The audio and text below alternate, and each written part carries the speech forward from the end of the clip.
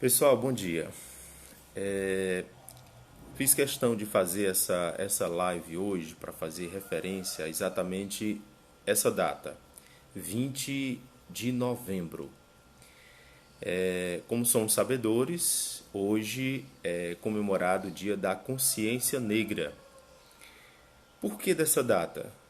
Talvez a gente imagine que não existe mais preconceito racial no nosso país.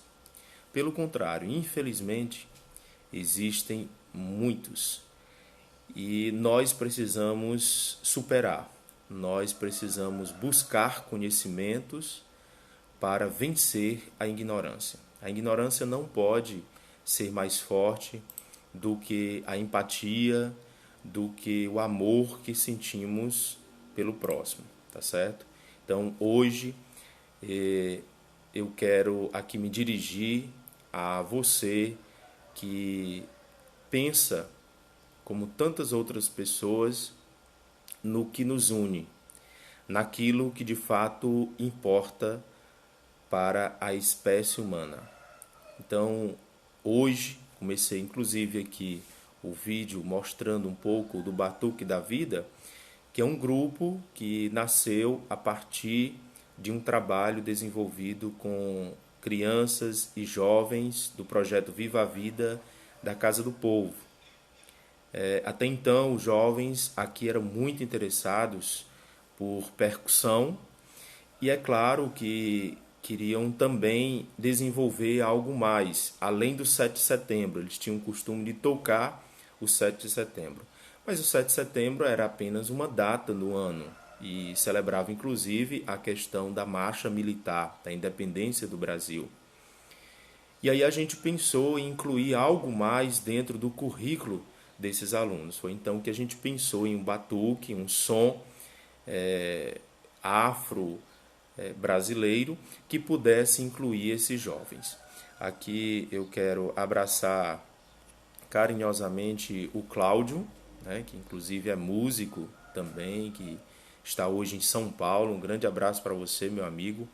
A Marcela, Regiane, Cláudia Lopes Meire, Dona Meire Alves, muito bom dia. Evangelista Tavares, a Osana, a Claudênia. Então, um grande abraço para vocês que se encontram aqui conosco, beleza? Uma frase, um pensamento interessante de Nelson Mandela, que ele diz o seguinte: ninguém nasce odiando outra pessoa pela cor de sua pele, por sua origem ou ainda por sua religião. Para odiar, as pessoas precisam aprender. E se podem aprender a odiar, elas podem ser ensinadas a amar. Esse é um pensamento de Nelson Mandela. Já percebeu que as crianças, na sua inocência, elas não têm preconceito umas com as outras?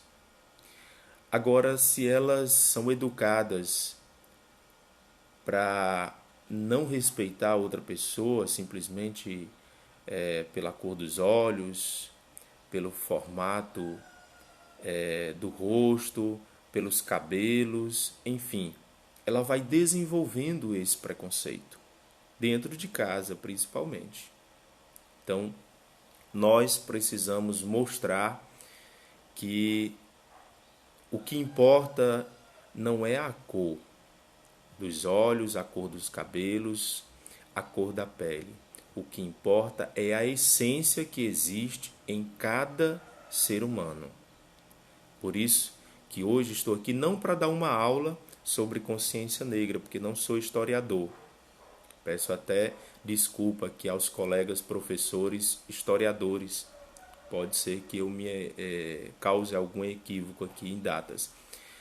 Mas para mostrar que desde o colonialismo, quem sustentou o Brasil, na realidade, foram os negros.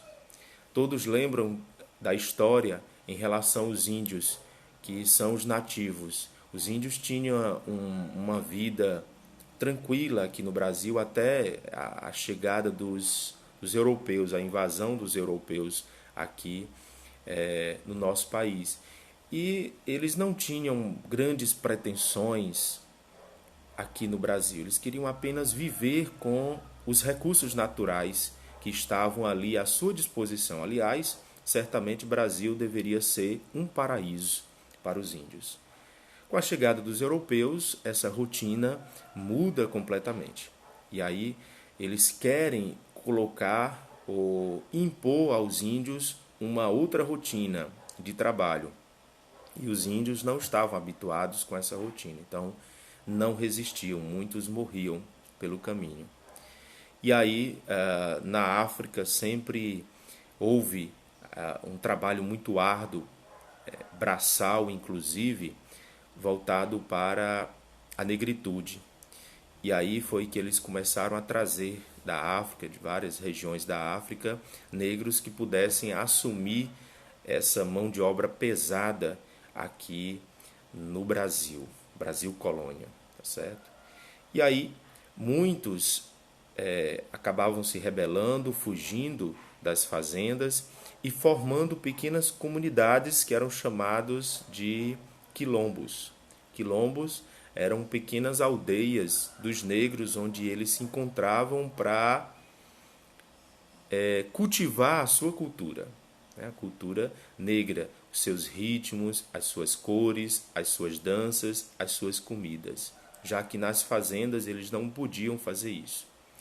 E vez ou outra um negro conseguia fugir, outro conseguia a carta de alforria, que era a liberdade daquele determinado fazendeiro, e ia para esse quilombo, era acolhido nesse quilombo, nessa comunidade.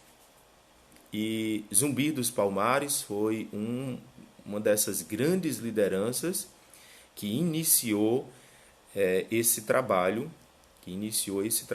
de liberdade dos escravos, né? E aí ele lutou muito por isso, né? Se tornou até uma lenda, de certa forma, pelo trabalho que ele conseguiu realizar, tá certo? Então, Zumbi dos Palmares foi morto no dia 20 de novembro, a data que depois o movimento negro quis que o Brasil conhecesse, a data que marcava a partir dali uma nova história para o Brasil.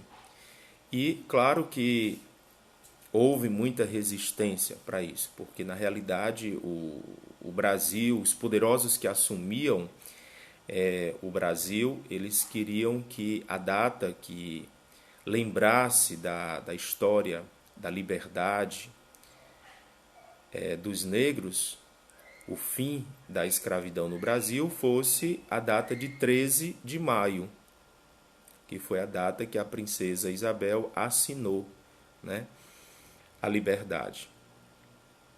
Só que essa data, para o movimento negro, não significava muita coisa. Foi apenas um acordo, digamos assim, de conveniência que foi feito na época. A data que deveria, de fato, e devido à luta dos movimentos, foi a data que ficou, que foi a Consciência Negra, né?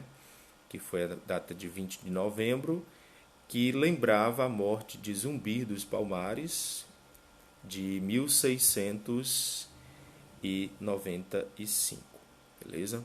Então, essa data é importante para lembrar que o preconceito não pode ser mais forte do que o respeito que sentimos pelas outras pessoas. Em alguns momentos podemos até ter atitudes preconceituosas pelo fato de não conhecermos certas qualidades nas pessoas ou em determinadas comunidades. Às vezes podemos ir até uma comunidade indígena e ignorar certas atitudes ou comportamentos simplesmente por não conhecer a origem, por não conhecer a história, por não conhecer o significado daquele comportamento. Por que eles fazem assim? Da mesma forma, se a gente for a um quilombo, se a gente for a uma comunidade dessas habitadas por negros, no Maranhão, Piauí, mas no Ceará também existem muitos, talvez a gente possa até ignorar alguns atos, algumas atitudes dessas comunidades, por não saber o sentido daquele ritual, daquele comportamento, daquele alimento, daquela cor, daquela dança.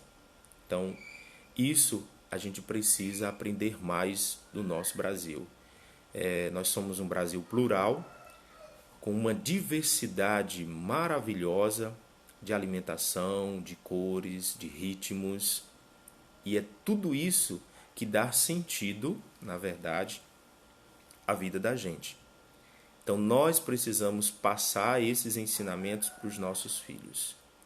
Não só em função dessas datas específicas, mas todos os dias ensiná-los que o que faz a vida ser mais bonita, ter mais sentido,